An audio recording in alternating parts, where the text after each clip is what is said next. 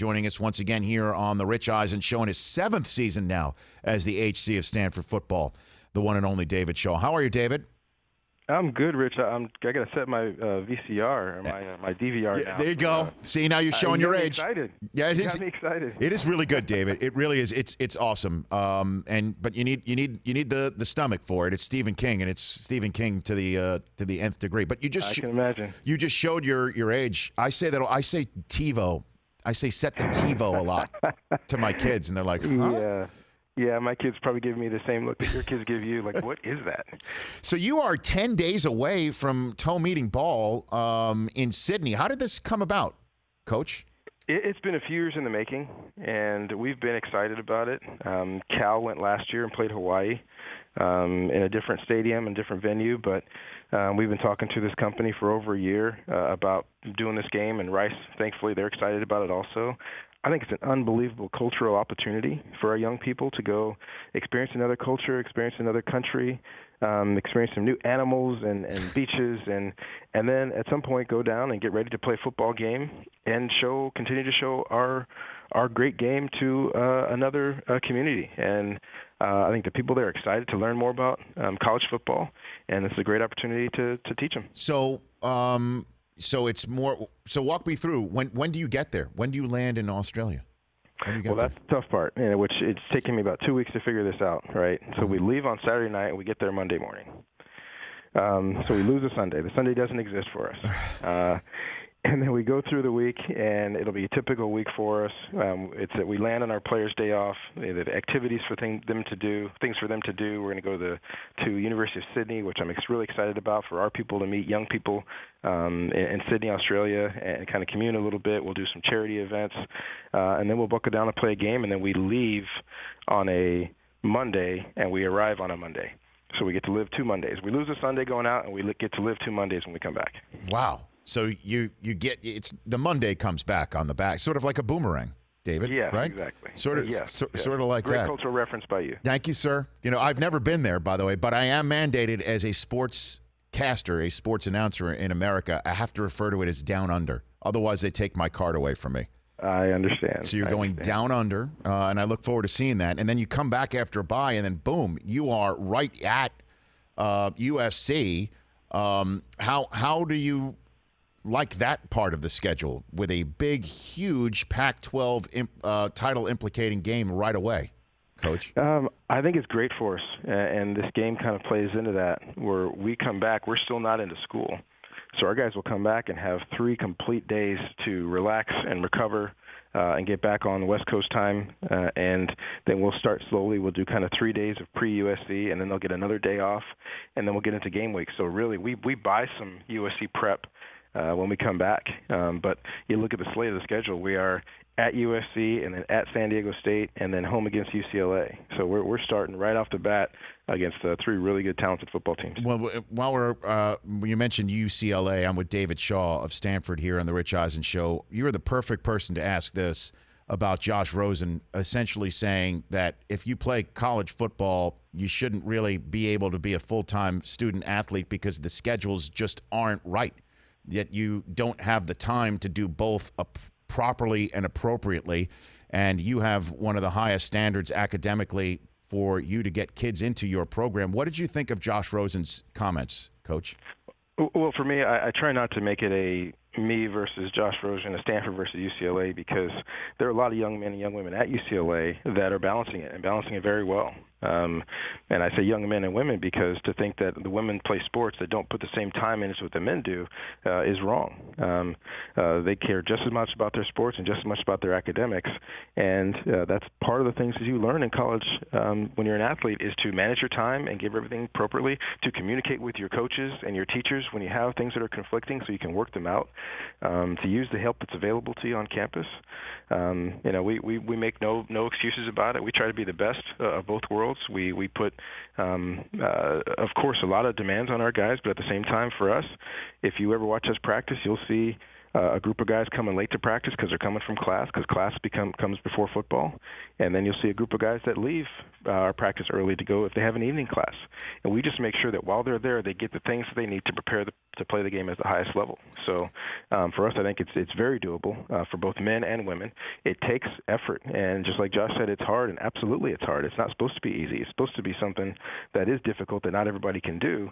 And when you do it and you go through it, you're so glad that you were able to go to a great university and play the game at the highest level. Well, I mean, knowing the pro game as well as you do from your time at the NFL level, do you think Josh is going to have some trouble at the combine and the interview process where people think that he's not going to be focused on professional football because he is talking about being in academia and having more to do with life, that life is more to do with than just football? Do you think he's going to have a problem with that when all? I don't think so.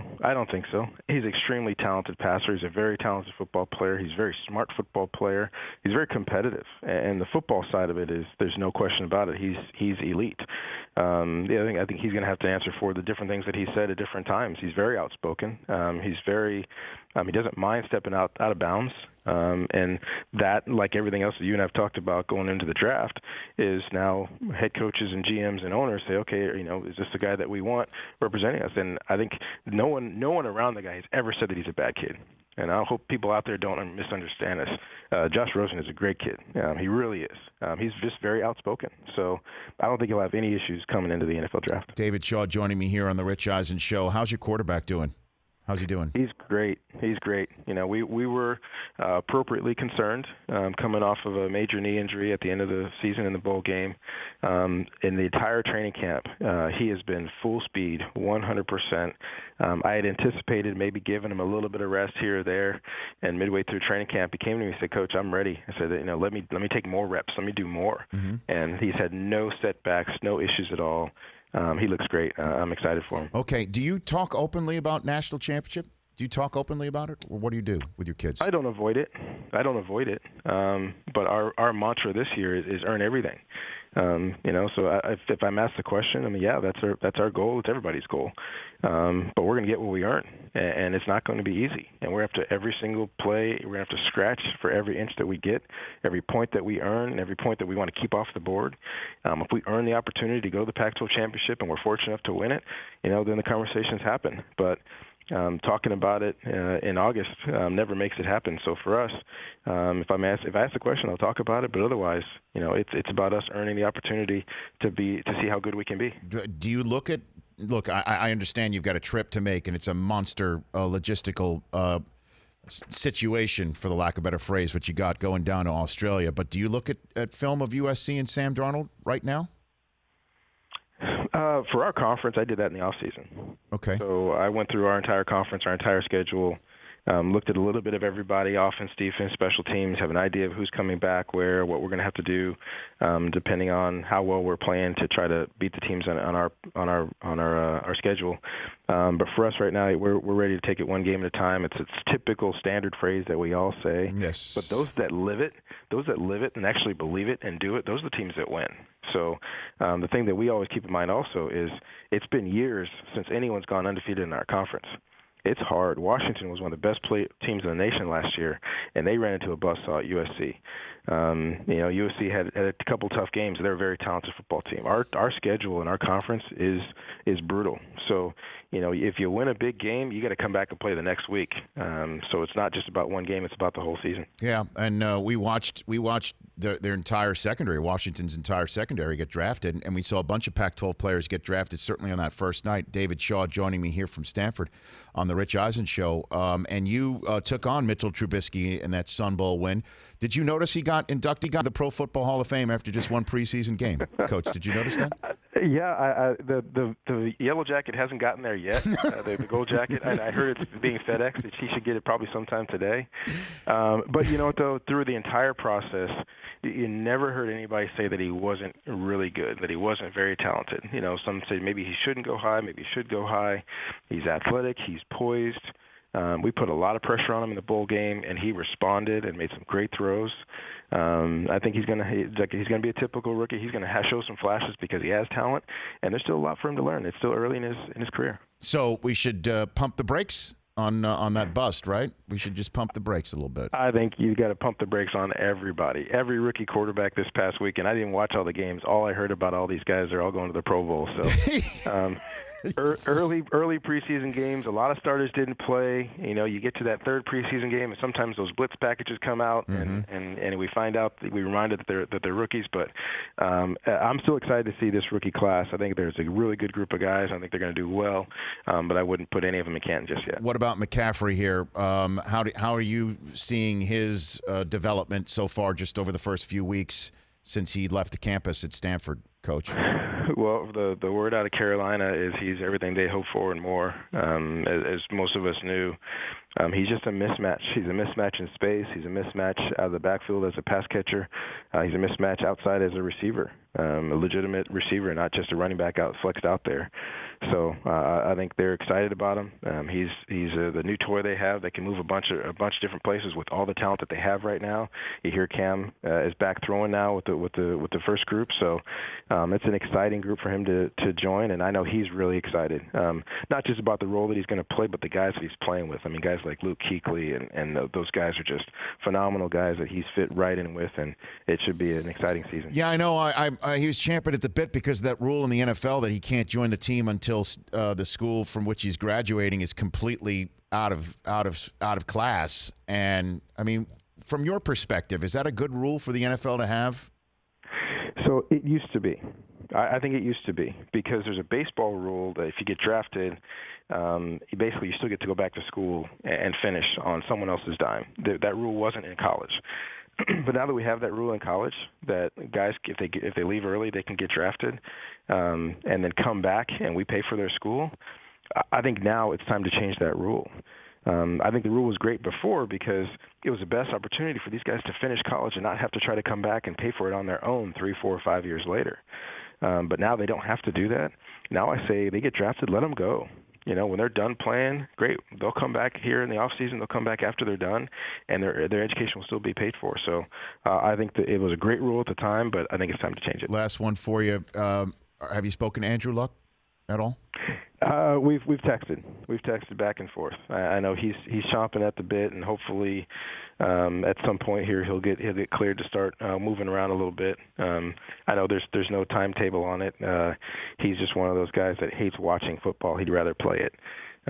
But he also knows he can't come back until he's ready to come back, because we all know when he comes back and he's healthy, he's one of the best playing. He is. So when you say he texts you, does that mean, is this breaking news that he doesn't have a flip phone anymore, or best you can tell, does he have a smartphone now? Because you're Mr. Technology, Coach. Can you help him out here?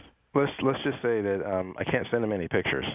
So the flip phone doesn't take the pictures, but he can send and receive text messages. Okay, so he's still doing that. Okay. Have you what's the latest technology you have? I'm always curious because you always have the cutting edge here. Robots, you got what else you got out there in Stanford? Oh gosh, we have a lot of things. We're doing a lot of things for concussion research.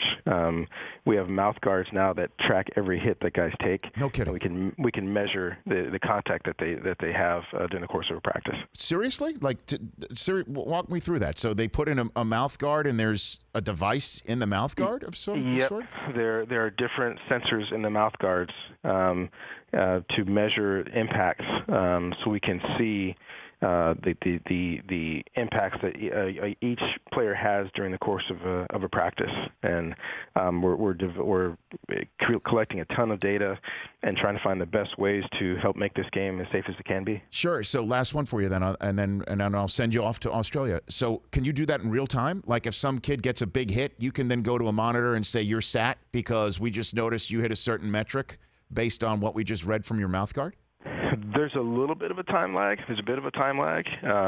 But in very short order, we can find that hit. Absolutely. All right, Coach. Travel safe. Look forward to chatting with you down the line. I always enjoy our chats. I appreciate it. Thanks, Rich. You got it. That's David Shaw of Stanford. The Rich Eisen Show, weekdays at noon Eastern on radio stations across the country and audience. If you like that video, be sure to download our app, and I'll be sure to help the NFL figure out what a catch is.